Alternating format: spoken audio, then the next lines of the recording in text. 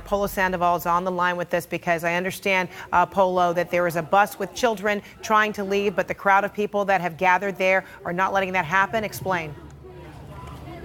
Well, Fred, we're trying to find out exactly who is aboard that bus right now. These are the buses that are traditionally used to transport detainees in and out of Border Patrol facilities. As they're processed, you can't actually see inside except to see just some silhouettes and some of the people who are detained in the bus. Let me tell you what just happened about 5-10 minutes ago here. There was what was a peaceful demonstration initially that was being led by the civil rights group LULAC right in front of the processing facility in McAllen, Texas, only a couple of miles north of the U.S.-Mexico border. As this bus began to pull out of the facility, that is when these demonstrators essentially spilled out onto the street and then blocked the path of this large bus. Border Patrol agents to clear the roadway unsuccessfully, and now police officers with the McAllen Police Department have been called to try to clear the route here. But as you can imagine from some of these pictures that we're bringing to you live right now here from McAllen, that's certainly going to be challenging. I'm looking at a human, basically a human rope of a human chain of Border Patrol agents in front of the facility, making sure that there would be no actual protesters that make their way out of the facility itself. So again, just some fairly tense moments that are unfolding here in the city of McAllen, Texas, as demonstrators block the path of what appears to be a detainee transport vehicle, Fred. And then, Polo, stay on the line with me because we do have some of the images and sound taken just moments earlier where people were yelling near that bus. Let's listen in, and perhaps you can tell me what is being said since you were there. We're coming for him in 2020, and we're coming for his Congress in 2018. You better tell Mr. Trump that we're here for him, and aquí estamos, Mr. Trump, and no le vamos. We're not going anywhere. This is our country. This is our país. Our people that fought and died for this country. Leave these children alone.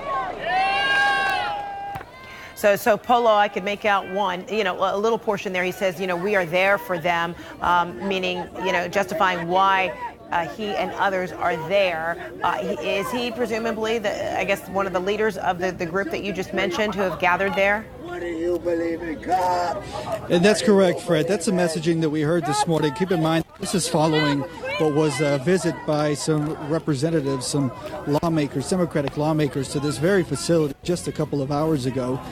They obviously have since cleared out. And so a couple of hours later, what we have are these demonstrators that were, it's my understanding, were led by LULAC, the League of United Latin American Citizens, several members here in Texas, who came in to basically have a demonstration. And I do have to tell you what I'm looking at right now, Fred, and I'm not sure if you can see those images with me, but looking into the bus, and you can make out the silhouettes of people that are behind the cage, the cage structure that is installed in this bus, and those people will be waving. I can see what appear to be men and women, and a small hand. There is a small child in that bus, which is obviously why many of these people are here.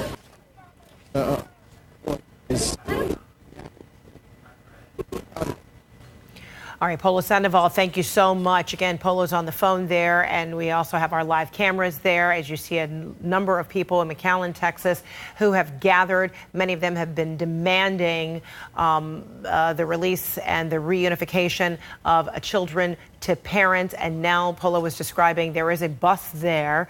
He described that there was like a small hand that was seen, but we don't know all the details about who is on the bus, where they're being taken to or entering, etc. But I do want to bring in Donna Abbott. She is the Director of Refugee and Immigrant Programs with Bethany Christian Services in Grand Rapids, Michigan.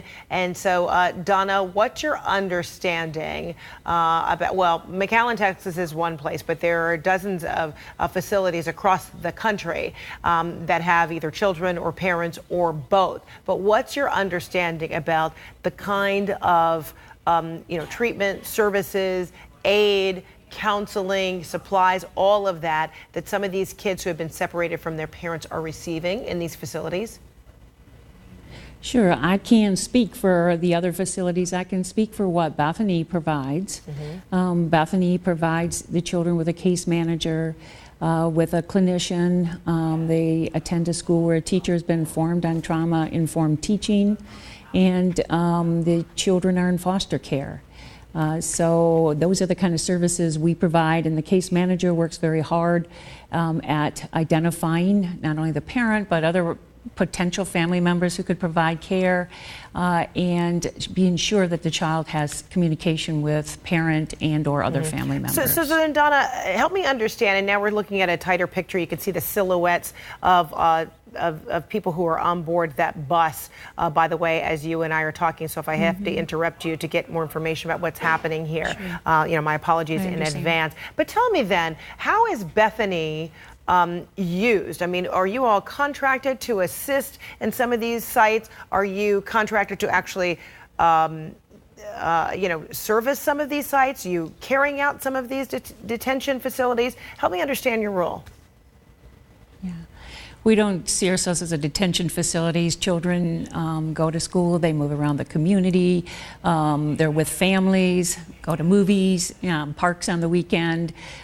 We feel that, if children can't be with their own family, then as family-alike an environment is the most appropriate placement for any child, let alone a child who's experienced trauma.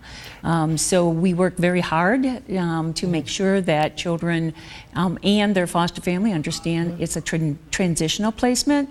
It has always been the intent to reunify children and parents whenever possible. This is a program that has been in existence for a number of years, helping unaccompanied children. Those are children separated unavoidably, either in the chaos in their country or in flight. So we have well-trained foster parents in assisting children who are looking to reunify with family members when they've been separated. And certainly this is a unique situation that has been purposeful. I'm sorry to interrupt real quick. I want to bring back Polo here, because Polo, as we're looking at these tight pictures of the silhouettes, I feel like I got a glimpse of what appeared to be a little girl, in the window of this bus. Is the bus in motion? Because the camera's in motion, but I can't tell. Is the bus in motion? Where is it going to? What are you understanding of what's happening here? We can only speak to what traditionally happens, or at least what we've seen all morning long. We've seen these white unmarked buses leave this facility in the South McAllen and transport many of these people who've been detained and oftentimes charged for entering the country illegally. It's very important that we point out that we are not aware of the circumstances of the people who are aboard this bus here.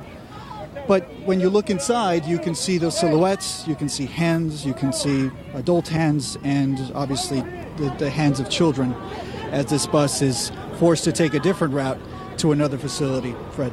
So just to recap, if I can get a better understanding. So you're saying this bus was trying to enter this facility at McAllen, or was it exiting? Fred, when all of this happened, this bus was in the process of leaving this processing facility, the facility that many of these families are brought to, are taken to rather, to be processed before they're taken to other detention facilities. So in this case, what we saw was this bus was leaving the facility when the civil rights group had noticed it and then tried to get in the way of the bus, and were able to do so and force the bus to then go the other direction. Right, and then Claire, we don't know, after it has left the processing facility, we don't know where it's going, whether it's going to a detention facility, whether people are being transported to somewhere out of state. We just don't know.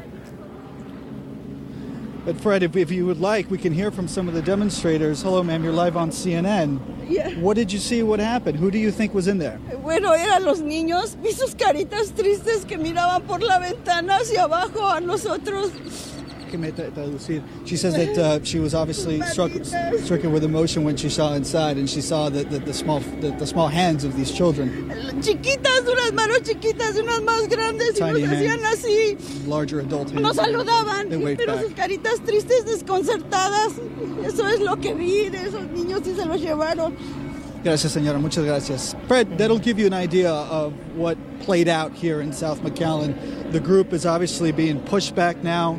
We know that federal agents are up in the air. I recognize that helicopter up there as a helicopter that is operated by Customs and Border Protection. Authorities here certainly had to call in reinforcements when all of this took place, having to rely on local police as well to try to clear the road. I did see during a few moments that some heavily armed and prepared law enforcement officers did get called in and stood by, just watched, as they tried to bring this to a peaceful end. And it appears that that may have been the case. We're going to try to find out if anybody had to be detained or arrested as a result of this. But, you know, just to put a button on this, it certainly shows you that emotions are certainly high. This is an emotionally charged issue. Add children into the mix here, into the immigration debate, and people are certainly going to feel extremely strong about their positions. Yeah, okay. Polo Sandoval, thank you so much. Very clear. It's very upsetting, just by way of the woman that you just spoke to, who was very moved over the vision of kids that were on that bus. Still unclear where that bus will be going after leaving this processing facility there in McAllen. All right, thank you so much.